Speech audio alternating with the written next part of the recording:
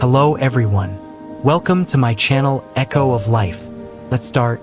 There is a certain kind of person who doesn't always align with the pace and volume of the world. They tend to listen more than they talk. They notice the way sunlight shifts across a floor and ponder how time passes, how nothing stays the same. They hesitate before responding, not from uncertainty, but because they're reconsidering multiple layers of meaning at once. These are the contemplative minds, those who dwell more within their own thoughts than in everyday chatter, those who can expand a single observation into a landscape of reflection. But if you've ever lived this way, you know it isn't simple, because being a deep thinker isn't solely about intellect. It's about perception. It's about noticing the subtleties most people pass by. It is both a gift and a weight. To understand such a mind, you must grasp the tension between their rich inner world and the often simpler outer one. Many believe that overthinking leads to confusion, but for a reflective person, thinking is like breathing. It's how they make sense of being. They don't merely see a tree. They consider how it's anchored into the earth, how it reaches toward the light, how its existence quietly mirrors their own. They find symbolism everywhere. A conversation becomes an exploration of feeling. A silence becomes an inquiry. A glance becomes a narrative. Psychologically, deep thinkers often exhibit high trait introspection, a tendency to examine not only events around them but also the reactions within. They are perpetually searching for significance, asking why not to be difficult, but because to them, why feels essential. This is associated with activity in the brain's default mode network, which becomes more engaged during introspection, imagination, and memory. So the mind of a deep thinker is alive with connections, constantly weaving, comparing, and reflecting. Yet this very capacity can create a sense of isolation. While others navigate life by reacting, deep thinkers are often observing. They pause, they notice details, they reflect before speaking, and sometimes by the time they've formed their thought, the conversation has moved on. Don't second guess yourself So too they much. remain quiet, and that quiet is frequently mistaken for indifference, when in truth it is depth. A contemplative person doesn't just want to talk. They want to comprehend. They yearn for exchanges that go beyond small talk, that delve into fears, dreams, the inner workings of the heart. Superficial chatter feels draining because while many stay in the shallows of daily interaction, deep thinkers are drawn to the ocean floor of thought. But such depth carries a cost. It can lead to overanalysis. They revisit interactions, examine each phrase, wonder about intentions, question if they shared too much or too little. Their mind becomes a loop of what-ifs and maybe-thays, not due to insecurity, but because they perceive nuance everywhere. Every choice holds multiple meanings. Every emotion has roots beneath the surface, and their mind doesn't rest until it feels it has grasped the truth. There's a concept in psychology called meta-cognition, the ability to think about your own thinking. Most people engage with it occasionally. Deep thinkers reside within it. It's as if they are always watching their own thoughts from a distance, questioning them, reorganizing them, seeking to understand their patterns. This grants them remarkable self-awareness, but also leaves them vulnerable to self-doubt. When you are conscious of everything, you also see every flaw in high definition. A deep thinker doesn't simply ask, "What do I want?" They ask, "Why do I want it? Where does that desire originate? What would change if I attained it or if I didn't?"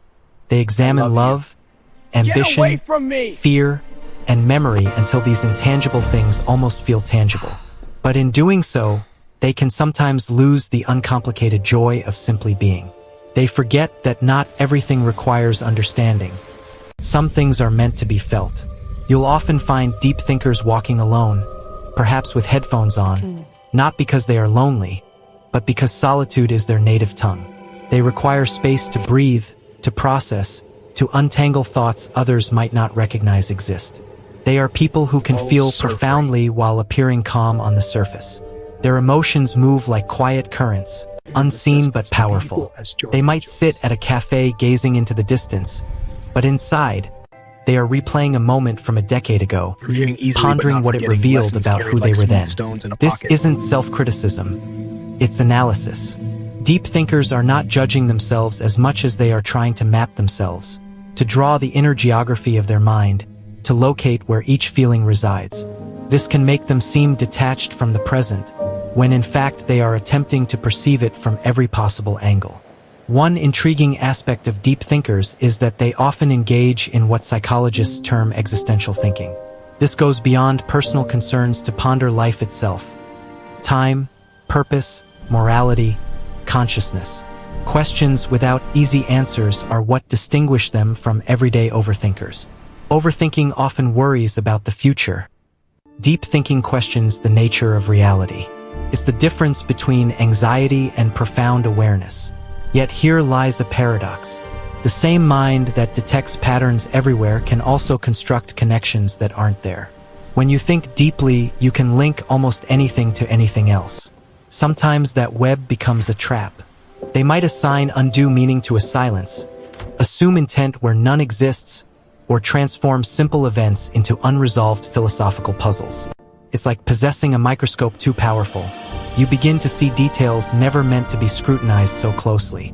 Still, it is this very depth that fuels remarkable creativity. Many of history's great innovators, thinkers like Einstein, Da Vinci, Jung, were deep thinkers. They perceived invisible threads between ideas. They approached problems from angles others overlooked. When your mind never ceases to ask why, you eventually discover answers that evade most. In contemporary society, however, deep thinking isn't always valued. We live in a world that prizes speed, output, and certainty. Pausing to reflect can appear like hesitation. Silence can be misread as weakness. Complexity can be mistaken for confusion. Consequently, deep thinkers often learn to conceal their depth, to adapt to a world that moves quicker than their mind prefers. They nod along in discussions even when inwardly diverging. They offer polite smiles while their thoughts wander galaxies away. And after everyone has left, that's when their real internal dialogue begins. There is a loneliness inherent to such an inner life because deep thinkers often desire connection, but only the kind that feels authentic. Don't second guess Genuine yourself too connection much. requires vulnerability, yet not everyone wishes to delve that deep. So they remain guarded. They become selective, observing quietly until someone else demonstrates a similar depth. Only then do they begin to open the door. And when they do, it isn't halfway, it's fully. They may share their fears, their hopes, the things they scarcely admit to themselves, because deep thinkers don't do partial openness. But such vulnerability can sometimes lead to hurt, because when you perceive the world in shades of gray, you expect others to do the same. You assume honesty is the baseline, yet not everyone operates from that depth. So when reality fails to meet their expectations, it stings more acutely, not because they are fragile, but because they've invested so much meaning into everything. To a deep thinker, even a small betrayal can feel significant. Even a brief kindness can restore faith in people. Everything carries weight, and that is the double-edged sword. For deep thinkers, every thought is vibrant. Every emotion resonates. They cannot easily numb themselves, even when they wish to. They feel the gravity of things others overlook. The way a stranger avoids eye contact, the way laughter fades when a moment ends, the way people speak of forever while already thinking of tomorrow. They don't just see what is, they see what might have been. Psychology describes a tendency called depth processing, encoding experiences with rich meaning and emotional associations. This means that when deep thinkers recall something, they don't merely remember facts. They remember how it felt, what it symbolized, what it might have meant. So they carry memories not as isolated moments, but as entire ecosystems of feeling. That's why nostalgia affects them so deeply. It's why a song can transport them back to a version of themselves that no longer exists. But this isn't merely emotional intensity. It's how their brain is structured. Studies indicate that individuals who engage in reflective and abstract thinking tend to have stronger neural connections between emotional and analytical brain regions. They literally think and feel simultaneously. That's why they can't simply switch off their thoughts. Their emotions are interwoven with their logic. To them, feeling is a form of thinking, and that can lead to being misunderstood. People might call them distant, dramatic, or overly complex. But what they truly are is acutely aware. They perceive the hidden structure behind interactions, how fear can masquerade as anger, how love can hide behind pride, how people project what they cannot accept. And once you see with such clarity, it's difficult to unsee. It's challenging to live simply when you've recognized how intricate everything is. Deep thinkers often struggle to remain in the present, not because they don't wish to, but because their mind exists across timelines. They replay the past, dissect the present, and imagine countless versions of the future all at once. It's exhausting, but it's also beautiful because it means they can see possibility where others see finality. They can find meaning even in pain, and that is what grants them resilience. To a deep thinker, even suffering is informative. It teaches them about themselves, about the world, about truth. Perhaps the most difficult lesson for a deep thinker is learning when to cease thinking, when to release the need to understand everything, when to accept that some answers do not yet exist. Because meaning, no matter how fervently we pursue it, is often something we create, not something we discover. And that is the quiet irony.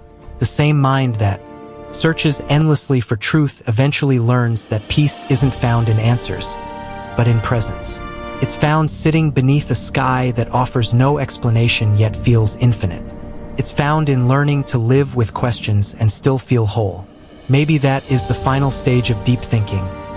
Not knowing more, but needing less. Not dissecting every experience, but understanding that depth isn't about drowning in thought. It's about seeing clearly enough to stay afloat. You can often recognize a deep thinker not by what they say, but by the pauses between their words. That moment of silence before they speak, where their mind is sifting through layers of reflection, isn't hesitation. It's precision. They are searching for the truest expression of their meaning. Because words matter to them. They understand how language shapes reality, how a sentence can heal or harm. So they speak with care, sometimes too much care, which can lead others to perceive them as shy or reserved. But the truth is, they are listening intently, to the tone, the subtext, the silence between lines. Because to them, communication isn't solely about what is said. It's about what is felt. But really, I wonder Psychologically, if this is the right path this for me. awareness doing is linked great. to high Don't second-guess empathy yourself and too pattern much. recognition. Deep thinkers are continuously reading emotional cues. They notice micro-expressions, subtle vocal shifts, slight changes in energy that reveal what remains unspoken. That's why they can often sense when something is amiss, even when no one else can. It isn't magic, it's attentiveness. They process the world like an investigator of emotion, scanning for patterns others miss. I expected Yet shades this of gray, kind of perception but all has I a get curious is black side and white effect. from you. When you can see through surfaces, it becomes difficult to remain unaware. You start noticing inconsistencies, how people say one thing and do another, how society champions happiness while concealing pain, how perfection is an illusion we're all conditioned to pursue. And once you see this clearly, it alters how you relate to the world. You cease craving superficial validation. You begin craving truth instead. That's why deep thinkers are often drawn to art, philosophy, writing, or solitude, not because they are avoiding life, but because they are striving to understand it. They need environments where their minds can expand without judgment. They find solace in books, in music, in long walks where thoughts can unfold freely. They may not speak often, but when they do, it's with intention. They prefer conversations that awaken something, ideas that linger long after the words have faded. But for all their insight, deep thinkers grapple with something profound: mental noise. Their thoughts don't quiet easily. It's like standing before multiple radio stations broadcasting simultaneously, each transmitting a different frequency of memory, idea, and question.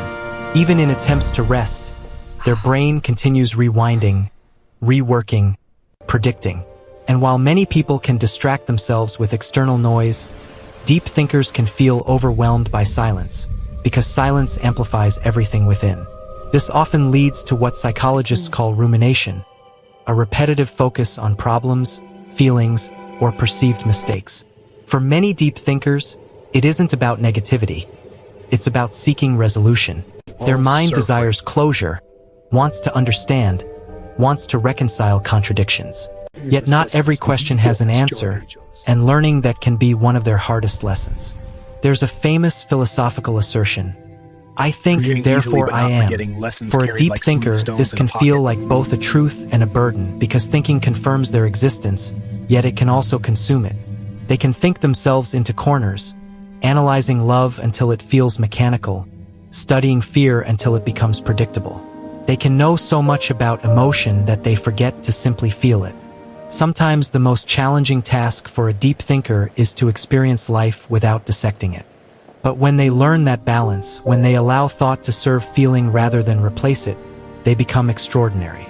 Because deep thinkers, at their best, are bridges. They connect logic with empathy, intellect with intuition. They can analyze pain and still hold compassion for it. They can see humanity's flaws and still choose to love it. That is rare. That is wisdom, not merely intelligence. A deep thinker doesn't categorize people as simply good or bad. They see them as stories, shaped by unseen battles, by experiences that leave marks invisible to the eye. So they forgive easily, but they seldom forget. They may release people from their lives, but they retain the lessons those individuals imparted. They carry those lessons quietly, turning them over in their mind like stones smoothed by time. If you've ever wondered why deep thinkers often seem tinged with melancholy, it isn't necessarily sadness. It's awareness. It's the understanding that beauty and loss are interwoven, that everything we cherish eventually transforms. It's the acceptance that joy and grief are two notes within the same song. And to feel both at once is part of being fully alive. Psychologists sometimes refer to this as emotional complexity, the capacity to experience mixed emotions simultaneously. It isn't confusion, it's capability. Deep thinkers don't label emotions as purely good or bad. They view them as information.